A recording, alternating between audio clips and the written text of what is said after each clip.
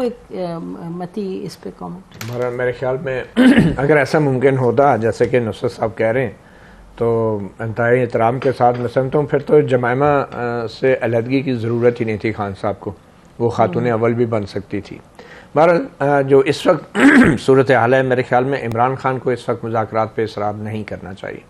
ये एक बहुत बड़ी मिस्टेक होगी, क्योंकि पहले तो वो मुज़ाकरात कर रहे थे जल्द इलेक्शंस के लिए, तो क्या वाकई अब इमरान खान इन हालात में जल्द इलेक्शन चाहते हैं? ये भी एक सवाल है जो इमरान खान साहब को अपने आप से करना चाहिए। मेरे ख्याल में तो अब इमरान खान को इलेक्शन में ताख़ीर की हिमायत करनी चाहिए, चाहे उसके लिए पार्लियामेंट के 1 साल की मुद्दत ही क्यों ना बढ़ानी पड़े। इमरान खान साहब से कहें कि अब जो हालात हैं, जो मईशत है, हम मुद्दत भी बढ़ाने के लिए तैयार हैं, चाहे अक्टूबर के आगे भी कुछ चले जाएं। और साथ ही इमरान खान को ये बरमला यकतरफा तौर पे ऐलान कर देना चाहिए कि अक्टूबर में भी अगर इलेक्शन होते हैं तो हमें मंजूर हैं, अब इस मामले पे हमें मुज़ाकरात की ज़रूरत नहीं है, हमें फोकस करने की ज़रूरत है और हम सबको मिल के जो है जो पाकिस्तान का मुआशी बहरान है उससे निकलना चाहिए, रादर देन कि अब इलेक्शन, क्योंकि इलेक्शन की डेट तो वैसे भी इट्स अ डेड हॉर्स। 14 मई गुजर चुकी है, सुप्रीम कोर्ट कुछ कर नहीं पा रही, तो जल्द इलेक्शन इन हालात में जब पीटीआई के मुस्तकबिल भी सर्टन नहीं है और इमरान खान का अपना भी पता नहीं, उन्हें यकतरफा तौर पे ऐलान कर देना चाहिए कि भाई अक्टूबर हो या उससे आगे भी हो, अब पीटीआई अपने आप को रीबिल्ड करने में अपनी एनर्जी जो है सर्व करेगी, तो इलेक्शन जब भी होंगे हम उसके लिए जिस हद तक इनके पास स्पेस होगी ना। वेलकम बैक नाज़रीन। यकीनी तौर पे बहुत ही एक चैलेंजिंग सिचुएशन है और हर एक के लिए अभी बात हो रही थी पीटीआई के हवाले से, फिर पीडीएम के हवाले से, फिर रियासत के हवाले से भी कहें तो दुरुस्त होगा, क्योंकि जिस तरीके से आर्मी चीफ का नाम लिया जा रहा है, चाहे इमरान खान साहब ने 9 मई के तीसरे दिन कोर्ट में बैठ के कह दिया this one man who scared of me, उनका नाम लिया जनरल आसिम मुनीर का, फिर बाहर से जो वीलॉग्स हो रहे हैं, जो बातें कही जा रही हैं, बहुत कुछ है। तो ये पाकिस्तान ने इस तरह इस किस्म की जो है यानी कैंपेन्स नहीं देखी। अच्छा, अब हम दूसरी तरफ आए तो जो हम देखते थे ट्राइबल एरियाज में एफसीआर होता था कि जी किसी को पकड़ लो, चोर को पकड़ने जाओ, अगर ना मिले तो उसके घर को मसमार करो, घर मसमार करो, फिर उसके वहाँ के लोगों को पकड़ो, उसके रिश्तेदारों को पकड़ो ताकि वो खुद पहुँच जाए। तो इस वक्त हम देख रहे हैं कि कहीं कहीं इस तरह हो रहा है कुछ कुछ लोगों के साथ। तो क्या इसका यानी इसको कंडेम तो करेंगे या फिर कहें कि ये क्योंकि चैलेंज ऐसा तो ये जस्टिफाइड है? दूसरा, ये जो 2 हमारे जर्नलिस्ट हैं उनके बारे में अभी अकरम साहब आप जरा बताइए। देखिए, इस वक्त जर्नलिस्टों का मामला तो हमारा ऐसा है कि हमारे लिए कोई नई बात नहीं है कि जर्नलिस्टों का उठाया जाना, ये मामला तो कुछ नया नहीं है, लेकिन इस मामले की जो गहराई है उसमें आपने जो इशारा किया है वो बहुत ज्यादा बढ़ गई है।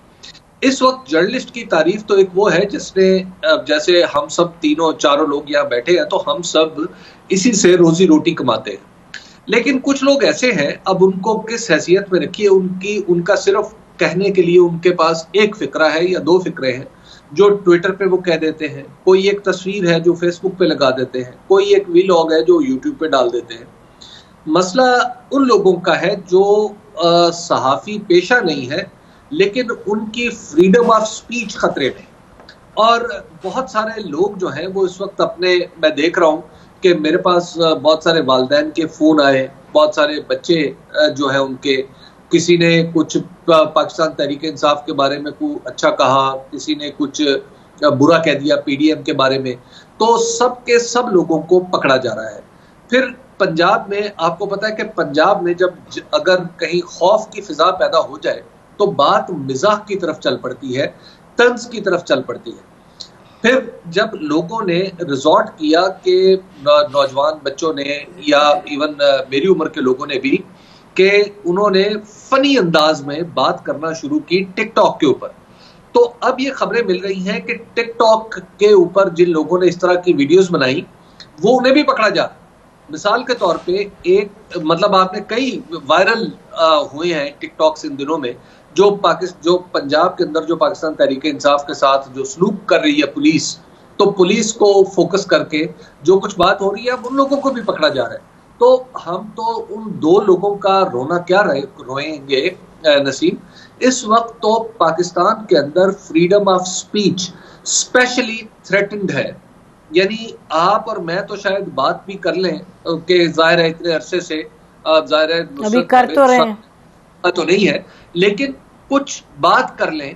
लेकिन जिनके पास सलीका नहीं है, जिनका ये पेशा नहीं है, उन्हें सिर्फ कहने पे पकड़ा जा रहा है।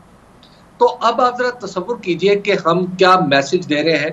तो फ्रीडम ऑफ स्पीच कितना बड़ा और कितना गहरा ठीक जी you made your point, let me move to Nusrat ji. Nusrat बीबी, एक सीधी सी बात है, ये दो बदनसीब शख्स यहाँ बैठे हुए हैं। इमरान खान साहब इक़्तिदार में आते हैं, इक़्तिदार में आने के एग्जैक्ट 1 महीने बाद वो इदारा जो ज़बरदस्ती मुझे 1 साल की एक्सटेंशन देता है कॉन्ट्रैक्ट की, वो डिस्कवर करता है अरे मैं तो उन पे फाइनेंशियल बोझ हूँ और फारिग, और उसके बाद मैं किसी टेलीविज़न की स्क्रीन पर बीपर देने के भी काबिल नहीं रहा। बिल्कुल, हमारे चैनल को 4 महीने बंद ठीक किया। है, बिल्कुल। ये शख्स दिन दिहाड़े उठाया जाता है और हाई पाकिस्तान की आला तरीन अदालत जो आज इंसानी हकूक़ की चैंपियन बने हुए हैं, वो कहते हैं मुबैना अगवा। अरे भाई ठीक है, उसके बावजूद जिन दिनों हम जैसे बदनसीबों के साथ ये सलूक हो रहा था, तो उस सलूक को हुब्बुल वतनी के नाम पर जस्टिफाई करने वाले हमें न सिर्फ ये कि लिफाफा बल्कि बद किरदार और बद किरदारी के हवाले से भी जिस नौइयत के इल्जामात लगाते रहे। ठीक है, इसी बायस कत्ल आशकां से मना करते थे। अकेले फिर रहे हो यूसुफ बेकारमा होकर। इस तमाम तर्क के बावजूद मैं आज भी ये कहता हूँ कि जिन 2 हजरात के आप नाम ले रहे हैं, उन्होंने भी मेरी तरह, हबीब भाई की तरह, इनकी तरह ज़ाती रंजिशें छोड़ दें। अपने धंधे का आगाज़ इसी से किया जिससे हमने जैसे किया था। ये शख्स उसके बावजूद जब भी वो पेशी पे आते थे तो ये उनके जाके उनका पॉइंट ऑफ व्यू लेने की कोशिश करता है, और this is matter of record. वो इसका तवा लगा रहे थे, इसको कह रहे थे बने कि वो अवामी ताकत पे भरोसा था। तो लेकिन मैं मिसाल के तौर पर समी इब्राहीम की 33,000 तकरीबन हर बात से इख्तलाफ कर सकता हूँ, लेकिन मैं ये बात डिनाई नहीं कर सकता कि वो बहरहाल उसने अपना ओढ़ना बिछोना रिस्क कमाना इसी से किया है। लेकिन मैं दूसरे साहब ने मुझे बहुत ही, अभी मैं आपको बताऊं, ये कुछ दिन पहले मैं एक प्रोग्राम में गया और मैंने इमरान साहब का जिक्र नहीं, वैसे ही मैंने कहा, तो मैंने वो पंजाबी का मुहावरा बोला कि जे मैं जान दी जग्गे ने मर जाना तो एक दिन मैं 2 जम दी।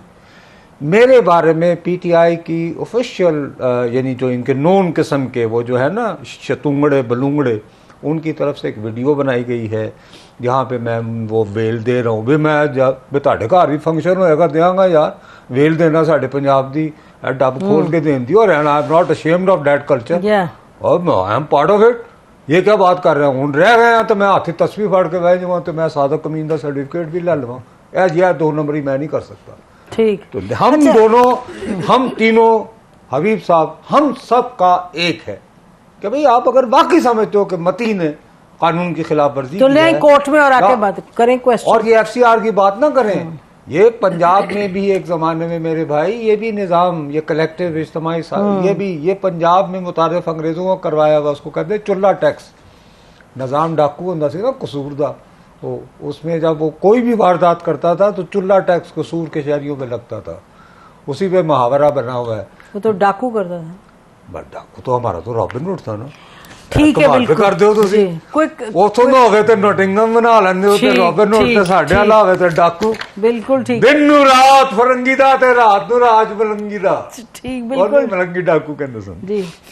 नसीम, मेरे ख्याल में इमरान खान को अपनी सियासत जो है वो तर्क नहीं करनी चाहिए, मगर कुछ अरसे के लिए रोक कर एक अपने जो कानूनी मशीरान हैं उनके साथ फौरी तौर पे एक हंगामी इजलास करना चाहिए, और उस वक्त तक सियासी सरगर्मियाँ रोक देनी चाहिए जब तक उनके जो कारकुन हैं उनके ख़िलाफ़ जो मुकदमात हैं उनके लिए कोई हिकमत अमली तय नहीं की जा सकती। उनके लिए वकला मुकर्रर किए जाएँ जो उनके कारकुन पकड़े गए, क्योंकि हर किस्म के जुर्म के अंदर दिफा का हक हर मुल्ज़म को होता है। तो ये पीटीआई की और इमरान खान की जिम्मेदारी है कि वो सियासत छोड़ें, मुज़ाकरात के लिए फरियाद करना छोड़ें और अपने उन कारकुनों के लिए अपना टाइम वक्फ कर दें, अपना वक्त और तवन्नाइयाँ, जो कारकुन उनकी वजह से छावनियों में गए और उनकी वजह से उनके ख़ानदान वाले आज सड़कों पर रुल रहे हैं। बहुत अहम बात की। और ईमान मज़ारी ने तो कंप्लेन किया था कि ये परवाह ही नहीं कर रहे, उन्होंने भी किया था और उन्होंने भी किया था, फवाद चौधरी की शायद बेगम ने भी। बहरहाल आप तीनों का बहुत बहुत